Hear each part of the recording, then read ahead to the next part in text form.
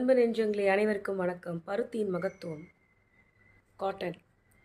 அதாவது நம்ம தமிழ்நாட்டுடைய பாரம்பரிய ஆடை என்னென்னா வேட்டி, சட்டை, அரக்கை சட்டை, துண்டு.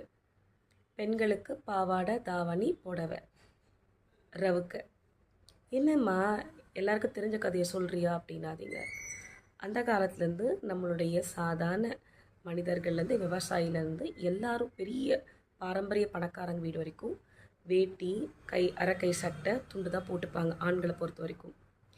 ஏன் அந்த மாதிரி ஒரு பருத்தி ஆடை போட்டுக்கிட்டாங்கனாக்கா, நம்மளுடைய இது வந்து உஷ்ணமான ஒரு மாநிலம். அதனால் நம்முடைய உடம்பு சூடு ஏற்கனவே இயற்கையாக சூடு இருக்கிறதுனால பருத்தி போடும் பொழுது ஆண்களுக்கு வந்து அந்த அரக்கை சட்டை மூலமாக அந்த சூடு வெளியில் போயிடும். வேஷ்டி கட்டும் பொழுது அந்த சூடு வெளியில் போயிடும். துண்டுன்றது எதுக்குன்னா வேர்வையை தொடச்சிக்கிறதுக்கும், இல்லைனாக்கா எங்கன்னா அது ஒரு கம்மாயில் பார்க்குறாங்கன்னா வேட்டி கைட்டு வச்சுட்டு துண்டை கட்டிட்டு குளிக்கிறதுக்கும், அந்த துண்டை அப்படியே பிடிச்சிட்டு வர்றதுக்கும், ரெண்டாவது ஏதோ பொருள் வர வழியில் வாங்கினாங்கன்னா அது துண்டில் மூட்டை கட்டி எடுத்துகிட்டு வரதுக்கும், இப்படி பலவிதமாக பயன்பாட்டுக்காக தான் அந்த மாதிரி வச்சுருந்தாங்க. பெண்களுக்கு புடவை, ரவுக்கை, பாவாடை தாவணிலாம் காற்றோட்டமாக இருக்கணும், கர்ப்பப்பை பிரச்சனை எதுவும் வரக்கூடாது அப்படின்னு.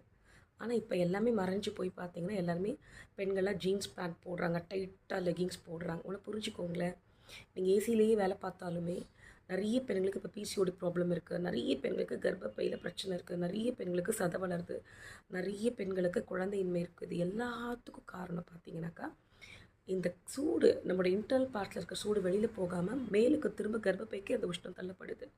அப்போ நிறைய நீர் கொப்பளங்கள் வருது, நிறைய பிரச்சனைக்கு வருது, மகப்பேறில் பிரச்சனை வருது. ஆண்களும் பார்த்தீங்கன்னா வீட்டில் கூட பார்த்திங்கன்னா ஷார்ட்ஸ் போட்டுக்கிறாங்க. அப்போ காற்று போகாது, உங்களுக்கு உஷ்ணம் எப்படி வெளியில் போகும்?